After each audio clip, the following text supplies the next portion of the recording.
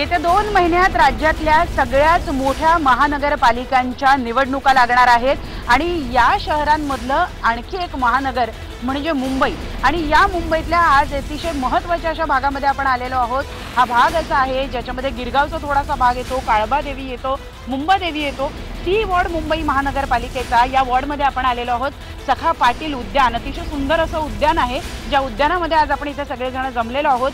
सगळ्याच राजकीय पक्षांचे प्रतिनिधी या ठिकाणी उपस्थित आहेत, इच्छुक उमेदवार आहेत। यांच्याकडून आपण जाणून घेणार आहोत की त्यांना काय अपेक्षित आहे, गेल्या 5 वर्षामध्ये काय झालं आणि येत्या 5 वर्षामध्ये त्यांना काय होणं अपेक्षित आहे। खरं तर सुरुवात करूया नाहिरे गटाकडून नेहमीप्रमाणे, कारण त्यांच्याकडून आपल्याला जास्त कळू शकतं की या भागामध्ये काय नाही। अशोक धात्रक माजी आमदार जे आहेत ते या ठिकाणी आपल्याबरोबर आहेत उपस्थित, त्यांच्याकडून जाणून घेऊया। अशोकजी, तुम्ही या भागाचे आमदार सुद्धा राहिलेले आहात, हा भाग वर्षानुवर्ष तुम्ही बघता आहात।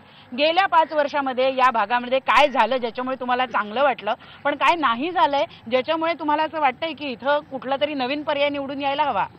खरं म्हणजे आज मी IBN लोकमतचा आभार मानतो की या कार्यक्रमाच्या माध्यमातून वस्तुस्थिती जनतेपर्यंत पोहोचवण्याचं काम आपण करताय। आपण सुरुवात आमच्यापासून करता आहात।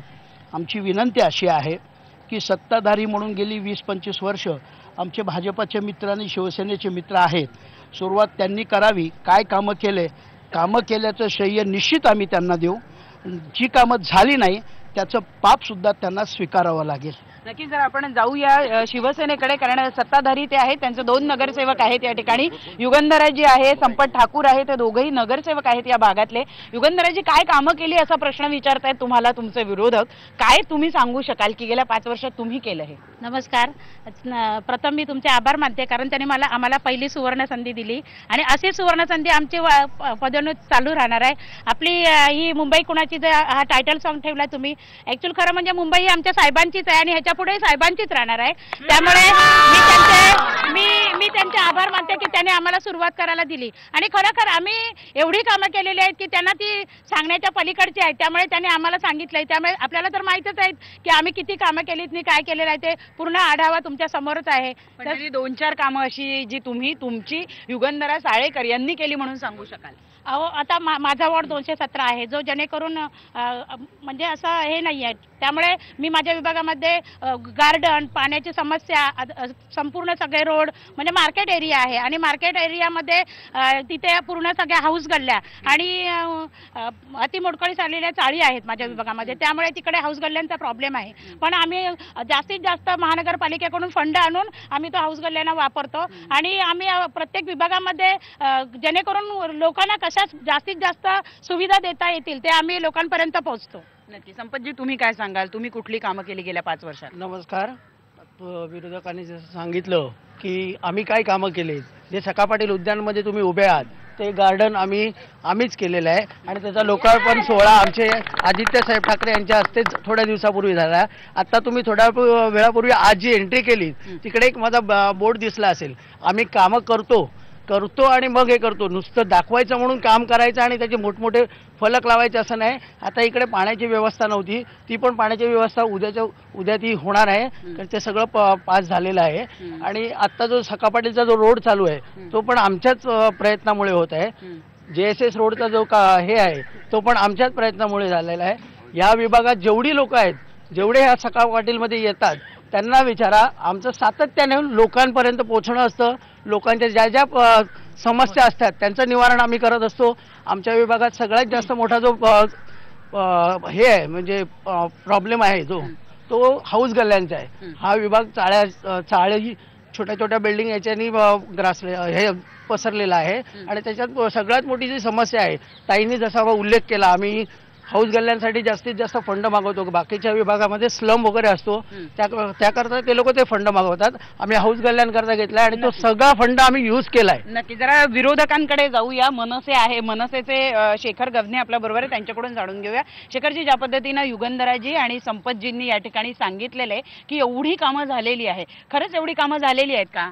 आता जे सत्तेत आहेत ते बोलणार की आम्ही कामं केली, पण विरोधकांचं काम आहे की त्यांची कामं त्यांना दाखवून देणं. 99% ह्यांनी जी हाऊस गल्ल्यांची कामं केली आहेत तर तुम्ही स्वतः जाऊन बघा की बाहेर दरवाजे लावणे आणि खाली लाद्या टाकण्या पलीकडे ह्यांनी काही केलं नाही.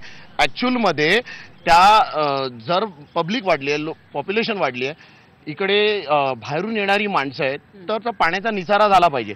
तर त्या पाण्याच्या निचाऱ्यासाठी हाऊस गल्लीचा जो चेंबर आहे तो वाढला गेला पाहिजे. आजपर्यंत किती चेंबर ह्या लोकांनी वाढवलेत ते पहिले ह्यांना विचारा. त्याच्यानंतर जसे हे म्हणतात की रस्त्यावरती पावसात जेवढे खड्डे पडले तेवढे, तर तुम्हाला मी जर फोटो दाखवीन, आमच्याकडे फोटो आहेत त्याचे, तर त्याची गिनतीच नसेल. इकडेच बाजूला BMCचं हे डांबर रोडचं चौकी आहे, त्या चौकीमध्ये डांबर उघड्यावर पडतो. कुठल्या इंजिनियरनी सांगितलं माहीत नाही, भर पावसामध्ये डांबर ओला पडलेला असतो, तोच डांबर तिकडे टाकतात खड्ड्यांवर. तर तो खड्ड्यावरचा डांबर 4 दिवसांनी परत निघतो आणि हे खड्डे वाढतच राहतात.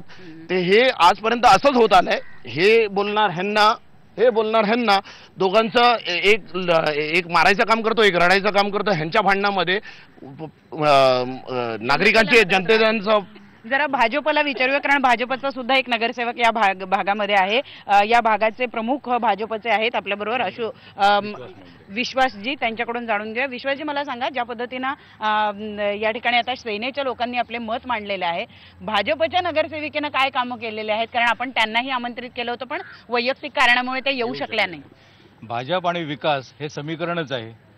भाजपची साथ, विकासाची साथ, हे तर आमचं बोधवाक्य आहे. आणि या भागात काय कामं केली याचं तुम्हाला एक पडताळ म्हणजे आता महाराष्ट्रात जेवढ्या नगरपालिका नगराध्यक्ष झाले, नोटाबंदीच्या नंतर विरोधकांनी एवढं राजकारण केल्यानंतर सुद्धा सगळीकडे बहुमताने भाजपचे नगराध्यक्ष निवडून आले. एका वाक्यात कळतं की बाबा सगळीकडे विकासाची जी कास धरलेली आहे आम्ही, देवेंद्र फडणवीसनी महाराष्ट्रामध्ये आणि देशामध्ये पंतप्रधान. महानगरपालिकेबद्दल बोलतो आहोत, या वॉर्डाबद्दल सांगा. आणि महानगरपालिकेमध्ये आमचे सगळीकडे विकासाची साथ आहे. आम्ही कुठल्याही कुरघोडीचं राजकारण कधी करत नाही, त्याच्यावरती आमचा विश्वास नाही. आणि कोणीतरी आता म्हणालं आमचे मित्रपक्ष की मुंबई ही आमची कुरघोडीचं राजकारण करत नाही असं भाजप म्हणतंय. मला एक बोलायचं आहे, इथून पाठीमागे काँग्रेस राष्ट्रवादीचं सरकार होतं, आता BJPचे पण सरकार आलेत.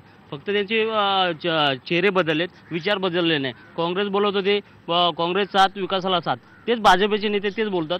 BJPला आता तोच विषय त्यांनी महामरे साहेबांनी तोच बोलला, म्हणजे आहे तोच, काही फरक पडलेला नाही. जरा राष्ट्रवादीकडून पुन्हा जाणून घेऊया. आता तर त्यांनी सांगितलं की काय कामं केली. अशोकजी, तुम्ही सांगा, भाजप म्हणते आम्ही कुरघोडीचं राजकारण करत नाही, आम्ही एकमेकांवर आरोप प्रत्यारोप करत नाही.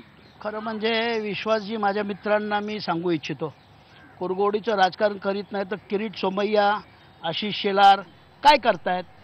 गटाराचा घोटाळा, रस्त्याचा घोटाळा, टॅपचा घोटाळा, डम्पिंग ग्राउंडचा घोटाळा, या मुद्द्यावर हे त्यांचेच सत्तेमध्ये बसलेले भागीदार, त्यांना तुम्ही टार्गेट करताय आणि वरून म्हणता कुरघोडीचं राजकारण करीत नाही. मला आश्चर्य वाटते.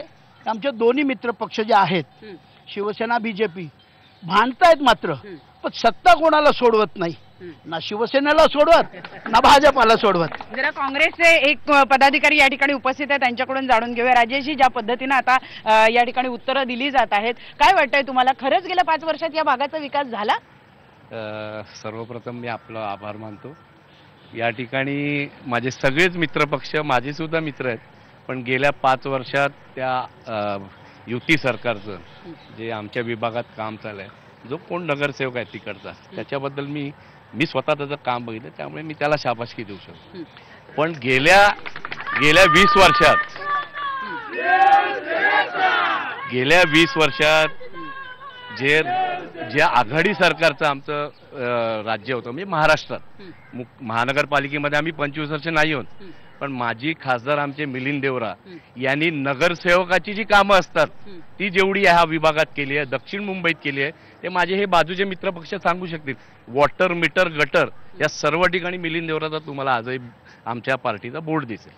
ह्या नगरपालिकेचं काम हे आमचं नाही आहे, खासदाराचं नाही आहे, पण तो वॉटर मीटर, गटाराचं सुद्धा काम मिलिंद देवरांनी ह्या विभागात केलं आहे.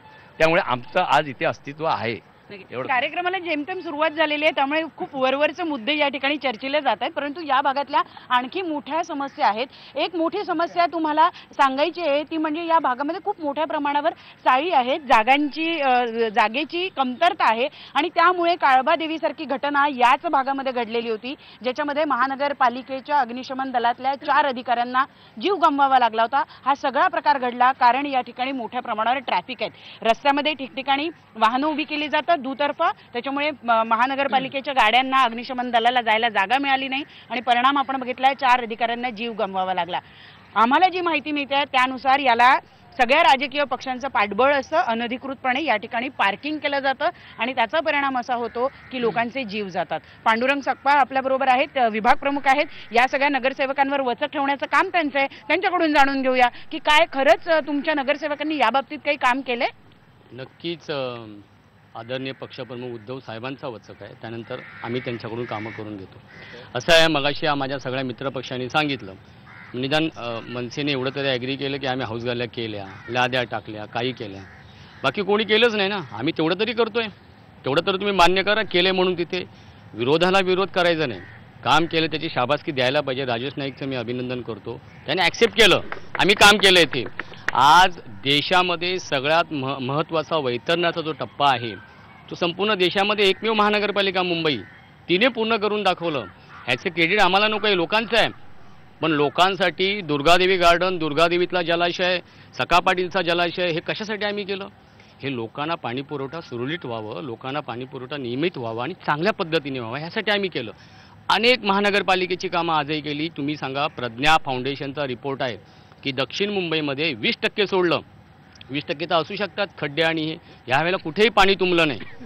खड्ड्यांचं म्हणाल तर खड्डे इमिजिएट बुजवले गेले. महानगरपालिकेला खास धन्यवाद दिलं पाहिजे. महापालिकेच्या अखत्यारीत जेवढी कामं येतात, म्हणजे जगाची माझे मित्र म्हणाले वॉटर गटर मीटर वस्तुस्थिती आहे. इकडे सगळ्यात महत्त्वाचा प्रॉब्लेम पाण्याचा, नंतर गटरचा, तुम्ही रस्त्याचं म्हणालात.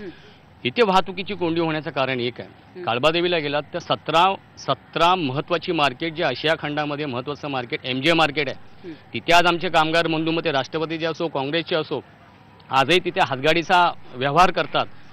ती आपली मराठी माणसं आहेत, किंबहुना तो कामगार वर्ग आहे. एक तर त्याच्यामुळे किंवा टेम्पोची जाय जास्त होते त्याच्यामुळे. ह्याला पर्याय म्हणजे एकच आहे की आहे त्या स्थितीमध्ये कशा पद्धतीने चांगलं ट्रॅफिक आपण क्लिअर करू शकू, हा ह्याला पर्याय. मगाशी म्हटलं हाऊस गल्लीचे चेंबर वाढवत नाही, चेंबर वाढवण्यासाठी जागाच नाही आहे. ह्याला एक उपाय म्हणजे क्लस्टर. काळबादेवीची घटना तुम्ही सांगितलं, फायर ब्रिगेड तिथे गेले, 4 फायर ऑफिसर या ठिकाणी त्यांना मृत्युमुखी ते पडले. ह्याला कारण म्हणजे दाटीवाटीने असलेल्या इमारती. एका इमारतीमधून दुसऱ्या इमारतीमध्ये तुम्ही हात टाकू शकता, एवढ्या इमारती आहेत. ह्याला उपाय काय? तर क्लस्टरशिवाय उपाय नाही. त्यासाठी एक कायदा व्हायला पाहिजे आणि कायदा झाला तर निश्चितपणे होईल. त्याच्यामध्ये सगळ्या या लोकांचं, रहिवाशांचं आम्हाला सहकार्य पाहिजे आणि नक्कीच खात्री मिळेल. आपण पुढच्या अनेक मुद्द्यांवर आपल्याला खरं तर चर्चा करायची आहे. जो मुद्दा आता या ठिकाणी त्यातली समस्या जरी सांगितली गेली तरी ही समस्या गेल्या इतक्या वर्षामध्ये का सोडवली गेली नाही? मार्केट आज नाही आहे, मार्केट वर्षानुवर्ष आहे. या समस्या कधी सोडवल्या जाणार, या सगळ्या मुद्द्यांवर सुद्धा आपण विरोधकांकडनं मतं जाणून घेणार आहोत. परंतु वेळ झाली का छोट्याशा ब्रेकची.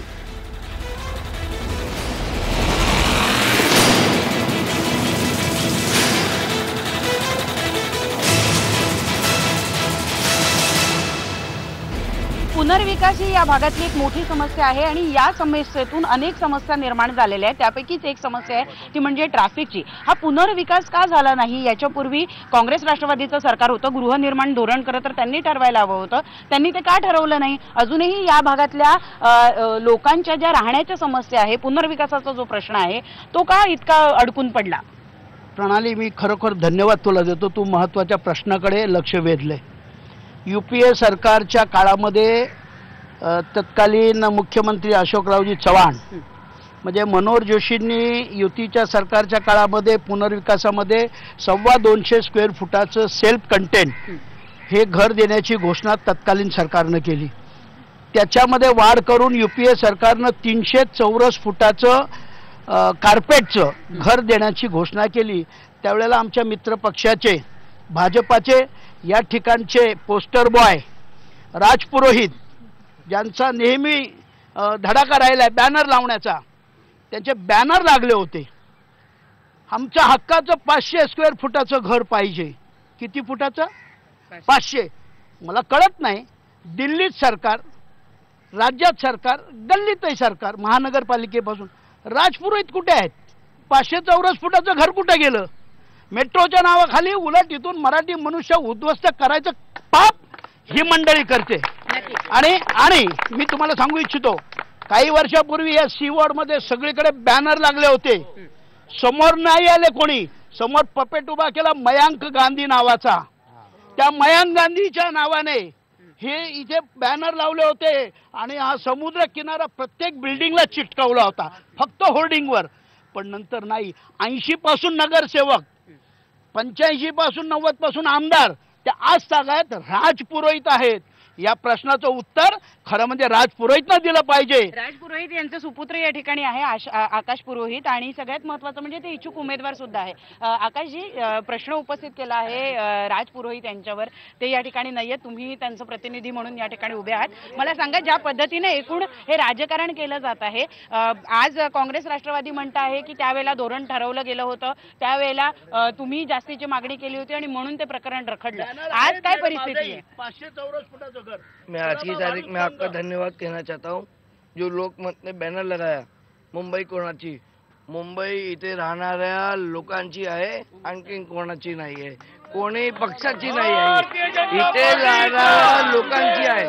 पक्षामध्ये मी ध्यान देत नाही की आतापर्यंत युतीमध्ये आहे, आतापर्यंत आम्ही युतीमध्ये आहे. आम्ही कोणी पक्षावर आपण हे टाकण्याचं विकास काय रखडला, पुनर्विकास काय रखडला? त्याच्यामध्ये काय आहे? एक मिनट बोलिए अश्विन जी, बोलिए. इसमें ऐसा है कि ये तो कानून बना रहे ये लोग बोल रहे हो, लेकिन इतने समय से हर बिल्डिंग का लेंडोल अलग अलग है. उसमें सरकार की बात है, सरकार की बात है कि सरकार के जनता के लिए, जनता को मिलेगा. आप लोग बीच में आ रहे, आप लोग उसके अंदर डूबे हुए.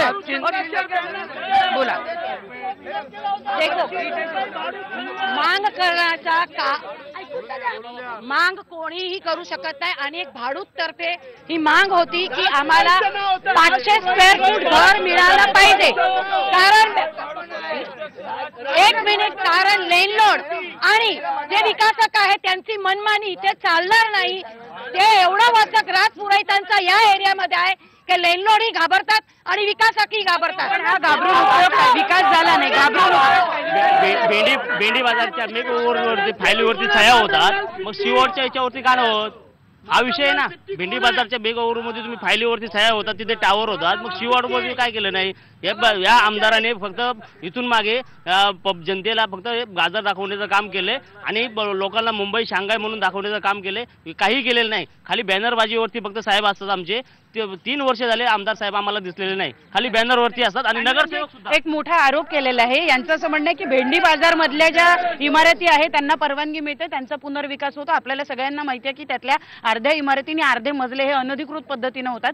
जर त्याला परवानगी मिळू शकते तर मग ज्यांची हक्काची घरं आहेत त्यांना 500 स्क्वेअर फुटाचं घर का मिळू शकत नाही? ते प्रकरण का रखडवलं जातं? असं आहे, महाराष्ट्र शासनाच्या गृहनिर्माण धोरणाप्रमाणे 405 स्क्वेअर फीट मिनिमम हा मिळतच. 500ची मागणी केली असेल आमदार साहेबांनी, मी त्याच्याबद्दल काय बोलत नाही, पण 405 हा मिनिमम झाला. इकडची जे रहिवाशी 80, 100, 125, 150 स्क्वेअर फीटमध्ये राहतात त्यांना 405. मी मेट्रोवर येतो परत, मग अशी मेट्रोच्या बाबतीत बोलले. मेट्रो ज्या वेळेला जात होती त्यावेळेला गिरगावमधले आमचे 163 टेनंट्स आणि 273 कमर्शियल जात होते. सातत्याने पाठपुरावा केला, मेट्रोला विरोध केला. मला सांगायला अतिशय आनंद वाटतो की अश्विनी भिडे ज्या ह्या प्रोजेक्टच्या इंचार्ज आहेत त्यांनी आणि उद्धव साहेबांकडे एक टेनंटच्या असोसिएशनची मीटिंग घेतली. त्या मीटिंगमध्ये सगळं मंजूर करून घेतलं. त्याच्यामध्ये काय सांगतो, 405 मिनिमम मिळणार, मॅक्झिमम ते 1000पर्यंत 750पर्यंत जाऊ शकतात. सगळ्यात महत्त्वाचं म्हणजे गिरगावकरांना आहे त्या ठिकाणी घरं, ती पण 405. हा फक्त शिवसेनाच करू शकते आणि करून दाखवलंय. आता मेट्रो मी मगाशी म्हटल्याप्रमाणे विरोधाला विरोध आम्हाला करायचा ना. आम्ही कधी कधी भाजपवर पण टीका करतो, एक मित्रपक्ष असला तरी, पण चूक असेल तिथे करतो. या ठिकाणी मेट्रोची रेल्वे जायला पाहिजे. सगळ्या रहिवाशांचं मत, कमर्शियल त्यांचंही मत होतं, म्हणून त्याला आम्ही नंतर ज्या अटी आम्ही त्यांच्याकडे ठेवल्या त्या मान्य केल्या. पहिलं म्हणजे आहे तिथे घर, दुप्पट घर. त्यानंतर जेवढ्या इमारती प्रकल्प बाधित आहेत त्यांचा विकास पहिला. त्यानंतर ज्या ठिकाणी रेल्वे जाईल त्याच्या आजूबाजूला अनेक जवळजवळ 1473 इमारती ह्या 3 स्टेशनच्या दरम्यान, म्हणजे विटी, काळबादेवी आणि ग्रँट रोड, ह्या इमारतींना जर काही तडे गेले, काही झालं तरी त्याची जबाबदारी संपूर्ण MMRC आणि MMRCने तसं लिहून दिलंय. कदाचित माझ्या मित्रपक्षांना माहिती नसेल ह्या सगळ्या गोष्टी. आणि त्याच्यामध्येच पार्किंगची समस्या आली.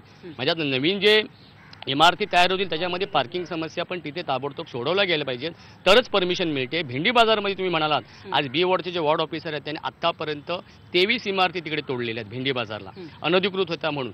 ठीक आहे, पूर्वी कोणी केलं असेल त्याच वेळेला ॲक्शन व्हायला पाहिजे होती, पण ॲक्शन केली गेली महानगरपालिकेच्या मार्फत तिथे. ह्यांचं म्हणणं खरं आहे की अनधिकृत बांधकामं पण वाढत आहेत, त्याच्यावर महापालिकेचा तसा अंकुश असायला पाहिजे आणि तो नक्कीच आहे. आम्ही आजपर्यंत रहिवासी आणि नागरिकांच्या सोबत आहोत आणि सोबतच राहणार. जरा आपण काँग्रेसकडून जाणून घेऊया, ज्या पद्धतीने हे म्हणतात की वचक आहे मुंबई महानगरपालिकेचा. जर वचक असता तर एवढ्या इमारती अनधिकृत तयारच झाल्या नसत्या ज्या नंतर तोडाव्या लागतील. चांगला प्रश्न केला प्रणाली. माझंच मत होतं की तुम्ही पहिली मेट्रो आणताय, अहमदाबादला ती बुलेट नेताय, पहिला आमच्या गिरगावात किती मोडकळीस आलेल्या इमारती आहेत त्याचा अभ्यास करा आणि त्यांना तिथेच त्याच जागी राहून तिथेच डेव्हलपमेंट करून तिथे जसे आमचे दुकानं आहेत त्यांची दुकानं त्या ठिकाणीच चालली पाहिजे. त्यांना जर तुम्ही उद्या ठिकाणी बँड्रा आणि कुर्ल्याला नेऊन ठेवलं तर आमचा गिरगावकर उपाशी राहील. तर पहिलं स्थानिकाला तिकडे डेव्हलपमेंट करून क्लस्टर डेव्हलपमेंट करा, तिकडेच त्याला जागा द्या, ही पहिली मागणी आमची असेल. तुमचं काय म्हणणं आहे? आणि ते सांगतात आम्ही केलं हे केलं. आतापर्यंत BMC त्यांच्याच ताब्यात होती 25 वर्ष. स्टेट गव्हर्नमेंट राज्य सरकार कायदे काढते पण हे अंमलबजावणी कुठे करतायत? आज हाऊस गल्ल्या केल्यात पण कपडे बदललेत, फक्त टाक्या कुठे रिपेअर झालेल्या आहेत. आपण स्थानिकांकडून जाणून घेऊया. इथे स्थानिक आहेत, माजी ACP सुद्धा आहेत आपल्या बरोबर, त्यांच्याकडून जाणून घेऊया. ज्या पद्धतीनं आता इथं सगळं बोललं जातंय, तुम्ही वर्षानुवर्ष या भागामध्ये राहताय, खरंच एवढ्या वर्षामध्ये तुम्ही सरकारी पद्धत पण बघितलेली आहे, खरंच या भागाचा विकास होतो आहे का? लोकांचा जो राहण्याचा प्रश्न आहे तो खरंच सोडवला जातोय का? ट्रॅफिकची समस्या खरंच सोडवली जाते का? खरं म्हणजे मी आभारी आहे तुमचा मला एक संधी दिली. प्रथम मी सांगतो की मुंबई कुणाची, मुंबई कुणाची, मुंबई कुणाची. अरे मुंबई कुठल्याही पक्षाची नाही, मुंबई आमची स्थानिकांची आहे, मुंबईकरांची आहे. कुणाचे राज्य हो. विकासाच्या बाबतीमध्ये सध्या जे महापालिकेवर सत्ता आहे ते चांगलं काम करतायत, परंतु मला खंत एका गोष्टीची वाटते, एका पक्षाचा नगरसेवक इथलं सगळं गार्डनचं नूतनीकरण सगळं करतो, व्यवस्थित सगळं काम करतो आणि कोणीतरी एक पोस्टर बाय येऊन कमान फक्त बांधून आपलं नाव तिथे टाकतो. फार चुकीचं आहे. गार्डनचं नाव छोटं ह्यांचं गाव मोठं. तर श्रेय लाटण्याचे हे जे प्रकार आहेत ते बंद व्हावेत. या गार्डनला नाव जे आहे ते पुरोहितांचं देण्यात आलेलं आहे. त्यांचे सुपुत्र आपल्या बरोबर आहे. काम केल्याचं श्रेय घेतलेलं आहे. तुमच्यावर आरोप आहे की तुम्ही श्रेय घेताय. ज्यांनी बांधलं त्यांना नाही, तर तुम्ही त्याचं श्रेय घेताय. याचं उत्तर मी देतो की गेल्या विधानसभेमध्ये हा इथला जो वॉर्ड जे संपत ठाकूर जिथले नगरसेवक आहेत किंवा फोर्टचे गणेश सानप हे शिवसेनेचे नगरसेवक आहेत, तिथे शिवसेना आणि भाजप वेगवेगळे लढलेले असताना सुद्धा राज पुरोहितांना 6,000 हजाराचं लीड मिळालेलं आहे. हे कशाचं द्योतक आहे? प्रश्न लीडचा नाहीये, प्रश्न काम कोणीतरी करायचं आणि त्याचं श्रेय कोणीतरी घ्यायचं याचं आहे. खरं म्हणजे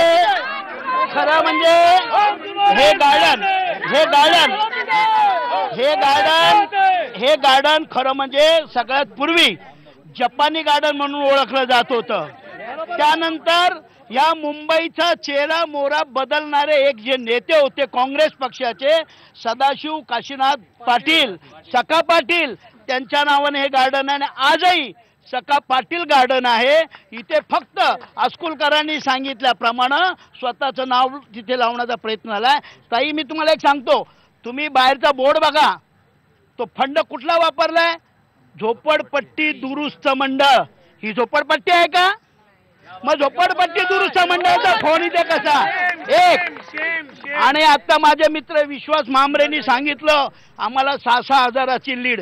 अरे सत्ता संपत्ती तुमच्या हातात आहे. सुभाष देशमुखच्या गाडीत, वैद्यनाथ बँकेच्या गाडीत कोट्यावधी रुपये सापडले, त्याची ही माया आहे. नक्की आपण आणखीही अनेक मुद्द्यांवर आपल्याला चर्चा करायची आहे आणि महत्त्वाचे मुद्दे आहेत. मेट्रोची समस्या आहे, मेट्रोबद्दल इथल्या लोकांचं काय म्हणणं आहे हे सुद्धा आपण जाणून घेणार आहोत. ज्या पद्धतीनं विकास होतो आहे तो मान्य आहे का इथल्या स्थानिकांनाही आपण जाणून घेणार आहोत. परंतु वेळ झाले का छोट्याशा ब्रेकची. या सगळ्या भागामध्ये आणि या सगळ्या याच्यामध्ये तुम्ही महिलांची उपस्थिती सुद्धा मोठ्या संख्येनं बघता आहात. महिला पदाधिकाऱ्यांना सुद्धा स्थानिक स्वराज्य संस्थांमध्ये चांगलं आता आरक्षण मिळालेलं आहे. त्याच्यामुळे अर्ध्यापेक्षा जास्त गेल्या महानगरपालिकेमध्ये आपण बघितलं होतं की नगरसेविका होत्या. यांना आपण एक प्रश्न विचारणार आहोत, कारण या महिला आहेत. या भागामध्ये जर आपण बघितलं तर टॉयलेट आहेत का महिलांसाठी? बाजार आहेत मोठे मोठे, जिथं मोठ्या संख्येनं महिला येत असतात, तिथं महिलांसाठी टॉयलेट आहेत का? नाही. आमच्या इकडे आता मी यापूर्वी नगरसेविका होते.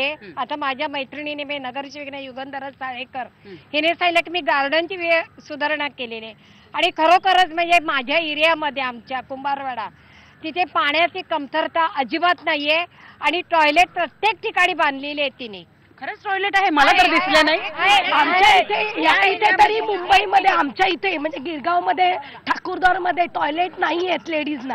कारण का बहुतेक करून टॉयलेट शौचालय हे बांधण्यात आलेलं नाहीये.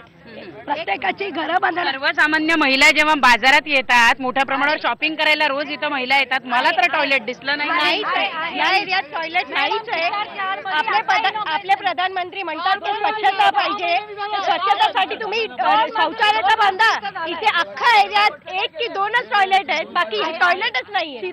यांचं म्हणणं आहे टॉयलेट आहे. कुठे आहे टॉयलेट? सुतार चाल झवेरी बाजार भागात 2 डुप्लेक्स टॉयलेट त्यात महिलांसाठी पहिल्यांदा बीजेपीच्या नगरसेविकांनी टॉयलेट बांधलेला सरकारने ऍप काढलाय.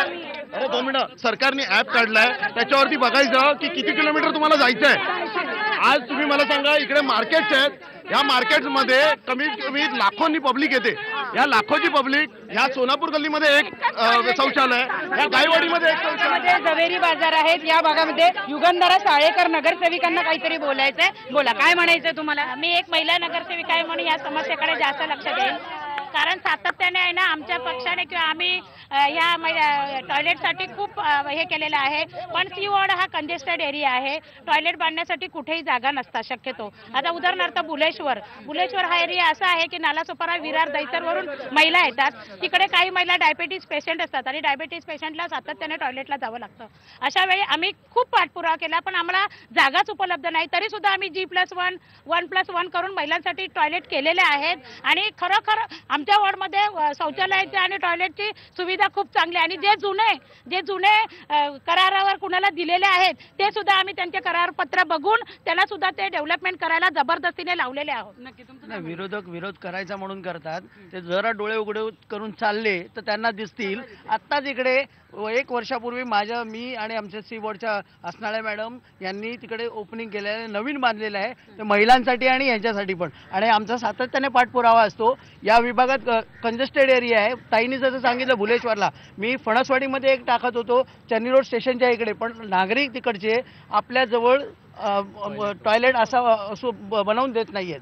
त्यामुळे आमचा प्रॉब्लेम असतो. पण आम्ही कुठे लोकांनी सांगितलं तर तिकडे बांधून द्यायला आजही तयार आहोत. नक्की ज्या पद्धतीने हे सांगतायत की टॉयलेट आहेत, खरंच टॉयलेट आहेत का? खरंच यांचं म्हणणं आहे. तुम्ही सांगा, तुमचं काय म्हणणं आहे? खरंच टॉयलेट आहेत का, की हे टॉयलेट सुद्धा पैसे उकळण्याची साधनं झालेली आहेत? पैसे उकळण्याची साधनं तर झालेलीच आहे. त्याचं कारण असं आहे, परवाच्या दिवशी मी महापालिकेमध्ये होते, तिकडे युगंधरा साळेकर मॅडम होत्या. त्यांना विचारा, या ज्या मॅडम सांगतायत की 2 टॉयलेट आम्ही तिकडे बांधलेले आहेत, त्याच्यापैकी एक चालू झालं, पण ती दोन्ही टॉयलेट आहेत ना त्याच्यापैकी एक आहे, पण ती 6-6 महिने काम चालू झालंय. काम चालू झाल्याचं पूर्ण होऊन सुद्धा त्यांनी बंद ठेवलं होतं. बंद का ठेवलं जातं त्याचं कारण त्यांनाच ठाऊक आहे. त्याची आम्ही बोलतोय. परंतु त्या ठिकाणी अस्तित्वात असलेला मराठी टॉयलेट असून उपयोग काय जर त्याचा वापर करता येणार नसेल? टॉयलेट असून उपयोग आहे का जर त्याचा वापर करता येत नसेल? ह्या म्हणतात टॉयलेट आहेत. ठीक आहे, आपण बघूया टॉयलेट आहे. मी काळबादी विभागामध्ये काम करत असताना जसा तुम्ही उल्लेख केला, ज्या 4 अधिकारी तिथे फायर ब्रिगेडचे अधिकारी त्या ठिकाणी ऑन दी स्पॉट त्या अग्निशामक दलाचे गेलेत, त्याच विभागात मी काम करत असताना आज पण तुम्ही तिथे येऊन जर बघाल, मोठ्या लाईनीचं काम चालवलं असं म्हणतात. ज्या ठिकाणी आशिया खंडातली सर्वात मोठी मार्केट्स त्या काळबादी विभागात आहेत, तिथे संपूर्ण म्हणजे 1 फुटाचा रस्ता सुद्धा त्या ठिकाणी चालण्यासाठी ठेवला नाही आणि 1 महिनाभर त्या ठिकाणी काम चालू आहे. वेळोवेळी नगरसेवकांना फोन केला असता, हा आज होईल, उद्या येईल, रस्ता पॅकअप होईल, पण कुठल्याही प्रकारचं नाही आहे. तिथे जर ते म्हणतात की शौचालय किंवा लेडीजसाठी आहे, त्याच ठिकाणी म्हणजे परदेशातून म्हणा किंवा मुंबईत म्हणा सगळ्या लेडीज लोक त्या ठिकाणी तिथे येतात, पण कुठल्याही काळबादी विभागामध्ये कुठलंही शौचालय किंवा जे महिलांसाठी असायला पाहिजे ते नाही अजिबात. नक्की महिला खूप मोठ्या संख्येने येतात. काँग्रेसच्या पदाधिकाऱ्यांनी काहीतरी बोलायचं आहे. काय म्हणणं आहे तुमचं? एवढं मोठं जागतिक दर्जाचं मार्केट आपण म्हणतो, पण त्या मार्केटमध्ये टॉयलेट नाही, विशेषतः महिलांसाठी तर नाहीच नाही. मोठी कुचंबना होते महिलांची, ज्या तिथं मोठ्या प्रमाणावर थोक व्यापारी आहेत किंवा मोठं सामान घ्यायला येतात, त्यांची मोठी कुचंबना होते. मला या ठिकाणी एवढंच म्हणायचं आहे, आता जे काय आपण बघितलं, मी बांधलंय, तू बांधलंय, तुटलंय, मला एवढंच म्हणायचं आहे, येणाऱ्या महानगरपालिकेमध्ये काँग्रेस किंवा राष्ट्रवादी इतर पक्षाचे कोणी येऊ दे, पण महिलांना ज्याप्रमाणे तिकीटं वाटण्यात आलेली आहे 50%, तर माझं मत आहे की ह्या येणाऱ्या महानगरपालिकेमध्ये जर आम्ही का निवडून आलो तर 50% टॉयलेट आम्ही महिलांसाठी बांधून देऊ. महिलांना खरंच एवढे टॉयलेटची गरज आहे का? महिलांसाठी टॉयलेट आहेत का? महिलांच्या टॉयलेटची किती मोठी समस्या आहे? आणि सगळ्यात महत्त्वाचं म्हणजे टॉयलेट नसलं की काय होतं? टॉयलेट नसते की फार पंचायत होते ना, कुठून जाऊन प्रवासावरून आलो की आपली पंचायत होते ना, त्याच्यामुळे त्या टॉयलेट तर पाहिजेच. तुम्ही कधी त्या नळ बाजारमध्ये किंवा तो तिकडे गेलेला आहात का त्या भागामध्ये? तिथं शॉपिंगसाठी गेलेला आहात तर मग तिथे तुम्हाला कधी टॉयलेट मिळाले? सार्वजनिक टॉयलेट आहे तर स्वच्छ असतात का? आहे. महिलांचा नुसता टॉयलेट हा प्रश्न नाहीये, तर ते चांगले असणं, ते स्वच्छ असणं हे अतिशय महत्त्वाचे असतात. आणि ज्या ठिकाणी एवढं मोठं मार्केट असतं त्या ठिकाणी मुख्य म्हणजे टॉयलेटची ही मेजर समस्या असते.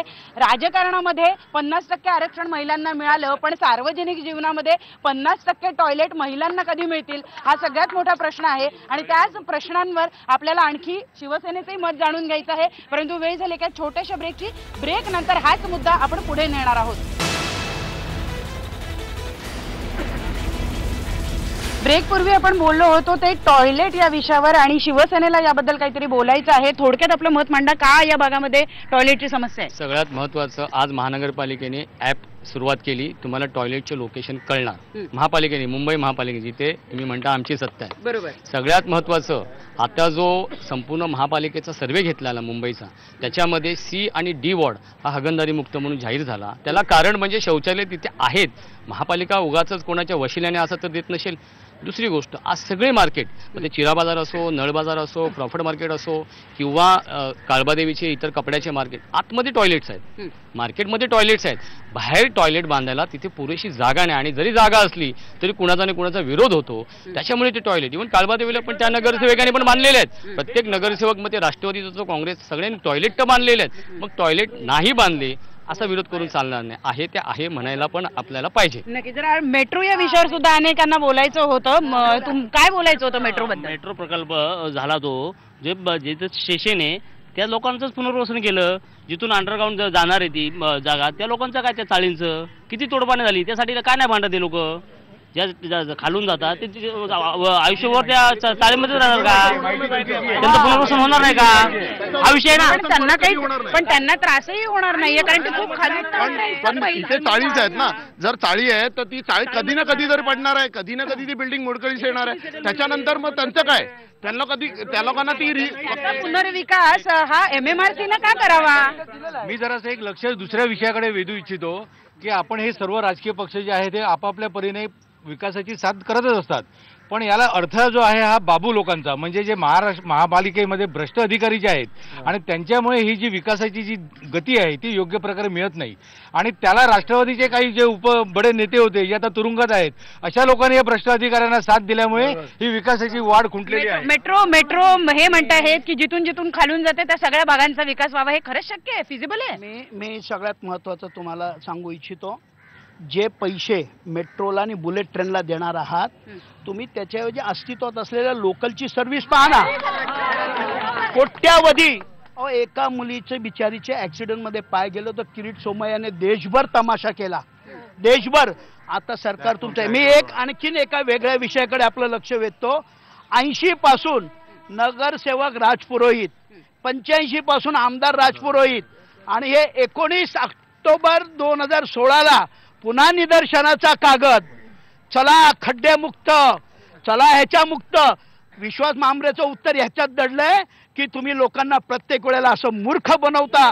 सतत पुनर्विकास हा इथला मुद्दा आहे. तुम्ही म्हणाला होता की इथं बिल्डरांचं मोठी समस्या आहे, बिल्डर पुनर्विकास होऊ देत नाही. बिल्डर असा विकास होऊन देत नाही याचं कारण असंच की ह्या इकडच्या हिंदू देवतांचे मंदिर पाडण्याचं काम ह्या इकडचे बिल्डर करतायत आणि स्थानीय आमदार बीजेपीचा आहे, स्थानीय नगरसेवक शिवसेनेचा आहे, असं असूनही त्या तिकडे कोणीही मंदिर वाचवण्यासाठी पुढाकार घेतलेला नाही. हिंदूंची वाट लावण्यासाठी हे करतायत. पिवळे हे त्याचं कार्यकार करतायत एवढी गॅरंटी आहे. आणि आम्ही राष्ट्रवादीचे असून सुद्धा आम्ही मंदिर वाचविले, पण आम्ही त्या तिकडे कधी त्यावेळेला आम्ही तिथे कुठलाही पॉलिटिकल पार्टी पुढे अजेंडा आणला नाही. आम्हाला इतके वर्ष ही सत्ताधारी पक्ष महानगरपालिकेत आहेत, पण त्यांना आता ह्या समस्या कळाल्या नाही की खड्ड्यात रस्ते आहे की रस्त्यात खड्डे आहेत. तर मी तमाम मुंबईकरांना सांगू इच्छितो की अशा पक्षाला महानगरपालिकेत ठेवणं म्हणजे सुकलेल्या झाडाखाली सावलीची आशा करणं असं आहे. सेना भाजपची सत्ता म्हणजे सुकलेल्या झाडाखाली सावलीची अपेक्षा करणं आहे असं म्हणतायत राष्ट्रवादीचे. या भागामध्ये पुनर्विकासाला सगळ्यात जास्त खीळ जे घालतायत ते सत्ताधारी नगरसेवक घालतायत, सत्ताधारी पदाधिकारी घालतायत असं यांचं म्हणणं आहे आणि त्याच्यामुळं या भागातला पुनर्विकास होत नाही. चुकीचं आहे. पुनर्विकासाकरता जेवढी तुला बोलायचं काय रे? बोलायचं तर बोल. पुनर्विकासाकरता सगळ्यात जास्त जर कोणी प्रयत्न केले असेल तर युती सरकारने केली. पहिली स्लमची पण योजना युती सरकारने आणली तिथे. आता असं आहे याच्यामध्ये, मगाशी माझ्या मित्राने सांगितलं की मेट्रो जिथून जाते आजूबाजूला मोडकळी आलेल्या चाळी आहेत, मान्य आहे. त्यासाठी MMRC बरोबर बैठक झाली, त्यावेळेला हा मुद्दा आम्ही त्यांना पटवून दिला. मला सांगायला अतिशय आनंद वाटतो. मेट्रो ही भुयारी मार्गाने चाललेली आहे. भुयारी मार्गातून गेल्यानंतर ते टेक्निक जे वापरलेलं आहे त्या टेक्निकच्या आधारावर आम्ही सांगतोय आजूबाजूच्या इमारती ज्या आहेत, म्हणजे एकदा ट्रेन चालू झाली किंवा within the process of the work जर चालू झालं तर त्यावेळेला जे काही घडेल, एखाद्या बिल्डिंगला समजा क्रॅक गेलं किंवा बिल्डिंग पडण्याच्या स्थितीत आहे, त्यांचा सर्वे चालू आहे, तसं जर असेल तर ही संपूर्ण जबाबदारी MMRCने घेतलेली आहे. MMRC ते बांधून देणार आहे, हे मी माझ्या मित्रांना सांगतो. ही सगळी चाळीत नाही, एक मिनिट हो, चाळीसाठी असं आहे, मी मगाशी म्हटल्याप्रमाणे ही चाळीत राहतात, मी चाळीत राहतो आतापर्यंत, त्याला क्लस्टरच आहे. क्लस्टरच तिथे पाहिजे. क्लस्टरची योजना आणली तर ते होईल. त्यासाठी गव्हर्नमेंटने कायदा केला पाहिजे, त्याला आम्ही समर्थन देऊ आणि त्याच्या पाठीमागे आहोत. नक्की. पण गेल्या काही दिवसामध्ये राज्य सरकारनं खूप वेगवेगळी धोरणं जाहीर केलेली आहेत. निवडणुकीच्या पूर्वी जाणीवपूर्वक हे सगळे गृहनिर्माणाची, मग ते चाळींचा असो, ट्रान्झिट कॅम्पचा असो, जाणीवपूर्वक केलं गेलंय. खरं म्हणजे कल्याण डोंबिवली हे चांगलं उदाहरण आहे. तू रडल्यासारखं कर, मी मारल्यासारखं करतो.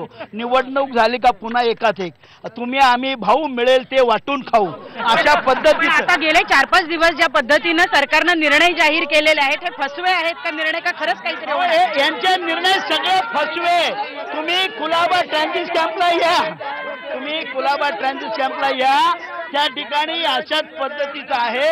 यांनी निर्णय हे निवडणुकीच्या तोंडावर लोकांना भूलतापा देण्याकरता. तुम्ही निवडणुकीच्या तोंडावर लोकांना भूलतापा देत आहेत. लोक तुम्हाला माफ करणार नाही जर निवडणूक झाल्यानंतर तुम्ही केलं नाही, असं म्हणणं आहे राष्ट्रवादीचं. काय आहे तो आता आम्हाला एवढ्या वर्ष त्यांनी काय केले? पेपर मध्ये सबसे घोटाला किसका आया? हाऊसिंग मिनिस्टर सचिन नायर साहेब होते, हाऊसिंग मिनिस्टर सचिन NCPचे होते. काय केले त्यांनी 10 वर्ष? आम्ही करून दाखवलं. जे 99 मध्ये आले आम्ही करून दाखवले, आम्ही आणि युती सरकारने करून दाखवले. त्यांनी काय केले 10 वर्ष? NCPचे नेते होते सचिन नायर साहेब, काय 1-1 फूट त्यांनी नाही दिली आमच्या रहिवाशांनी, कोणाला काही नाही दिली. ज्या पद्धतीने आता म्हणतायत की आम्ही निर्णय घेतलेले आणि आम्ही करीन. गेली 30 वर्ष सेना BJPची सत्ता आहे महानगरपालिकेत. प्रत्येक उद्यान जाऊन बघा, विभागामध्ये त्यांचं उद्यानाचं कुठलं काम केलं नाही. तुम्ही तेच नाशिकला जाऊन बघा, राजसाहेबांनी 5 वर्षात त्यांचे वचकनामा पूर्ण त्यांनी केलेलं आहे राजसाहेबांनी, आणि ते पण जनतेचे पैसे नाही, त्यांनी उद्योगपतीचे पैसे वापरलेले. एवढं राजसाहेबांचे सर्वांनी शिकावं राजसाहेबांकडून. शेवटचं 1 मिनिट राहिलेलं आहे. ते म्हणतात नाशिक सुधारलं. नाशिक कधी सुधारलं? ज्या वेळेला तिकडे कुंभमेळा होता, त्यावेळेला सेंट्रल गव्हर्नमेंटने फंड दिला, त्यातून नाशिक. आज नाशिकचे सगळे नगरसेवक शिवसेनेत आले. यांच्याकडे राहिलं काय? विरोध करायचा. म्हणूनच विरोध. बाकी विकासाचं काम कोणी केलं असेल तर महापालिकेत शिवसेनेने केलं, त्याच्याशिवाय कोणी केले नाही, करून दाखवू पण शकत नाही. कधीही निवडणूक लागणार आहे आणि या